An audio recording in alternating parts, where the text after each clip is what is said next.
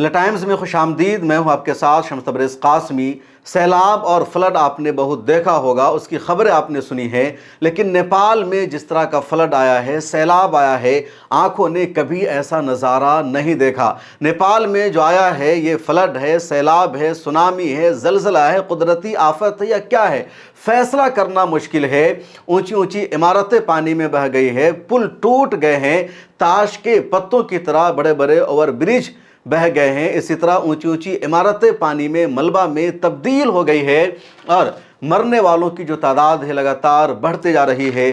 पूरा का पूरा इलाका जहां पर मार्केट बनी हुई थी वहां एक समंदर बन गया है। कोई इलाका जहां पर घर था, पूरा विलेज और गांव था, वहां पर कुछ भी नहीं बचा है। और इस वक्त दुनिया भर की मीडिया की तवज्जो नेपाल में आए सैलाब पर है, फ्लड पर है। नेपाल की हुकूमत ने भी कन्फर्म कर दिया है कि ये सिर्फ फ्लड और सैलाब नहीं बल्कि साथ में जलजला भी था। यानी पहले जलजला आया, उसके बाद पानी आया और इन दोनों ने मिलकर पूरे नेपाल में और ख़ासतौर पर नेपाल का वो इलाका जो चीन से और तिब्बत से मिला हुआ है, वहाँ पर इतनी बड़ी तबाही हुई है, बर्बादी हुई है। मैं आपको तफसील बताने जा रहा हूँ कि ये जो इलाका है ये नेपाल का रसुआ ज़िला पड़ता है। इसी तरह नेपाल का एक और ज़िला है नवाकोट, ये नेपाल का आखिरी इलाका है और ये तिब्बत से मिलता है या कह लीजिए चीन से मिलता है। तो चीन और नेपाल की सरहदें यहाँ पर मिलती है। दुनिया भर के विजिटर्स यहाँ घूमने के लिए आते हैं, तफरीह करने के लिए आते हैं और किसी को कुछ भी अंदाज़ा नहीं था कि मौसम ख़राब है, फ्लड आ सकता है, सैलाब आ सकता है। अचानक 26 अगस्त की सुबह सुबह यानी 8 बजे पहले जलजला आता है और उसके बाद फिर पानी का तेज़ बहाव आ जाता है, बादल फटता है और बादल के फटने से ही पानी पानी पूरा इलाका हो जाता है। और वीडियो में देखा जा रहा है कि 5 मंजिला बिल्डिंग है, पानी पीछे से आता है और उस बिल्डिंग को क्रॉस कर जाता है पानी और फिर वो पूरी जो बिल्डिंग है वो पानी में बह जाती है। इसी तरह वहाँ पर गाड़ियाँ चल रही है, पूरी की पूरी गाड़ी पानी में बह जाती है। पार्किंग बनी हुई है, वो पूरा पार्किंग का इलाका मलबा में तब्दील हो जाता है और ऐसा लगता है कि ये पूरा समंदर है, सी है। एक और वीडियो नेपाल से आई जिसमें देखा जा रहा है कि गाड़ियां रोड पर चल रही है, ट्रक जा रहे हैं और हाईवे है, कोई छोटी मोटी सड़क नहीं है और तमाम गाड़ियां पानी में बह जाती है। एक वीडियो सोशल मीडिया पर वायरल हो रही है नेपाल की, जिसमें देखा जा रहा है नदी है और नदी पर पुल बना हुआ है और ये कोई मामूली पुल नहीं है, हाईवे को कनेक्ट करने वाला ये ब्रिज है, पुल बना हुआ है और पानी में इतनी लहर है, पानी में इतनी ज़्यादा तुग़यानी है कि पूरा पुल ताश के पत्तों की तरह बह जाता है। इस तरह कुछ और दूसरे ब्रिज की तस्वीरें सामने आई है। कई वहाँ डैम बने हुए थे पानी को रोकने के लिए, इस तरह जो दूसरी रुकावटें थी पानी के लिए वो सब टूट गए हैं।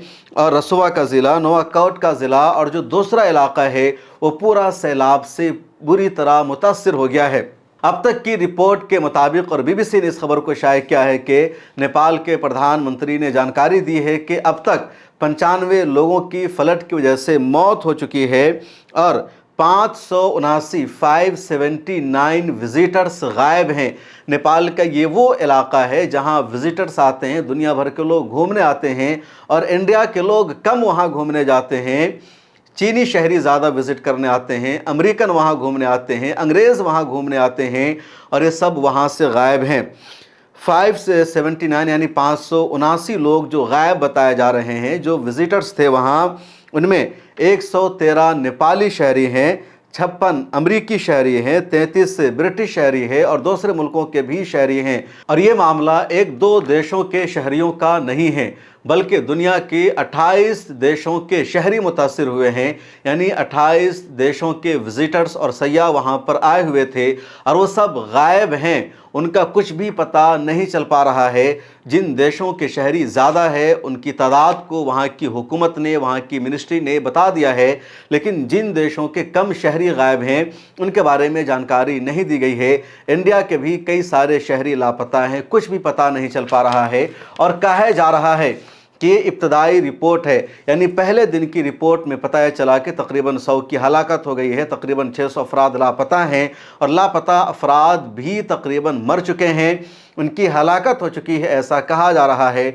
और मरने वालों की एक्चुअल तादाद इससे कहीं ज़्यादा होगी, क्योंकि देखा जा रहा है, वीडियोज़ भी आप स्क्रीन पर देख सकते हैं, ऊंचा ऊंचा टावर है, एक होटल है, होटल में गेस्ट ठहरे हुए हैं और पानी पीछे से आता है, पूरे होटल को बहाकर लेकर जा रहा है। एक जगह देखा जा रहा है घर बना हुआ है, पूरा विलेज है और वो पूरा विलेज पानी में डूब जाता है और वहाँ के लोग अपनी जान नहीं बचा पाते हैं।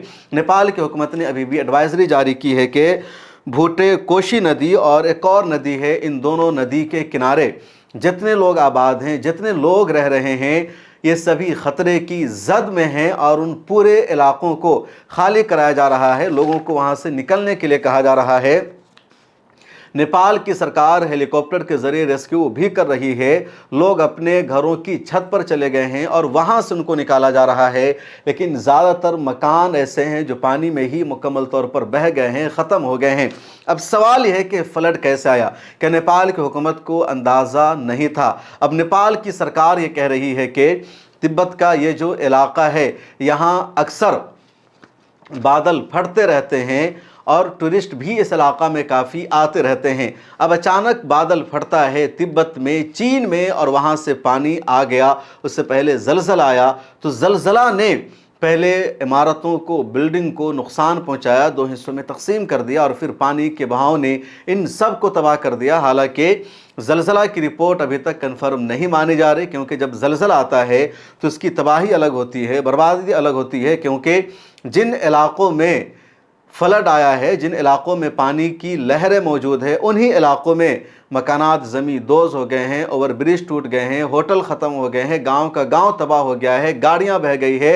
लेकिन नेपाल के जिन इलाकों में फ्लड और सैलाब नहीं है, उन इलाकों में मकानात नहीं गिरे हैं। नेपाल की राजधानी काठमांडू से तकरीबन 3 घंटे का रास्ता है, 3 घंटे का फासला है जिस इलाके में सैलाब आया है, तबाही आई है और आवाम बेहद परेशान हो चुकी है। अब नेपाल की हुकूमत ने दुनिया के कई देशों से मदद की अपील की है और दुनिया के कई देशों ने मदद का हाथ भी बढ़ाया है। भारत के प्राइम मिनिस्टर ने भी नेपाल सरकार की तरफ मदद का हाथ बढ़ाया है, मरने वालों के अहले खाना के साथ ताज़ियत का इजहार किया और कहा है कि हम हर तरह की मदद करने को तैयार है। चीन की सरकार भी मदद करने को तैयार है। उधर नेपाल का ये पूरा इलाका जहाँ फ्लड आया है, जहाँ सैलाब आया है, उनसे बिहार का वो इलाका जो करीब पड़ता है, उन तमाम इलाकों में हाई अलर्ट जारी कर दिया गया है कि वहाँ भी फ्लड आ सकता है, सैलाब आ सकता है। क्योंकि जब भी बिहार में फ्लड आता है, सैलाब आता है, खास चंपारण में फ्लड आए या दरभंगा, मधुबनी, सीतामढ़ी के इलाके में फ्लड आए या फिर सीमांचल के इलाकों में यानी किशनगंज, अररिया, पूर्णिया फ्लड आए, नेपाल से ही पानी आता है और इन तमाम इलाकों में सैलाब आ जाता है। नेपाल ऊंचाई पर है तो पहले नेपाल में बादल फटता है या पहाड़ों का पानी आता है और फिर वो पानी धीरे धीरे बिहार तक पहुंचता है और बिहार के इलाकों में फ्लड से, सैलाब से हर साल तबाही मचती है, बर्बादी मचती है। इसलिए बिहार की हुकूमत ने इन तमाम इलाकों में अलर्ट जारी कर दिया है कि यहाँ के लोग होशियार हो जाएं, फ्लड आ सकता है। लेकिन नेपाल में आने वाला जो फ्लड और सैलाब है सबसे ज़्यादा ख़तरनाक है। अभी आसाम में फ्लड आया था, सैलाब आया था और वहाँ भी ज़बरदस्त तबाही हुई, बर्बादी हुई। मैं गया था, मैं देखकर हैरान था कि किस तरह पूरा गांव का गांव साफ़ हो गया, लोगों के घर टूट गए, बह गए। और नदी किनारे असम में ख़ासतौर पर जो देखो नदी है, जितने घर बने हुए थे वो सब के सब तबाह बर्बाद हो गए।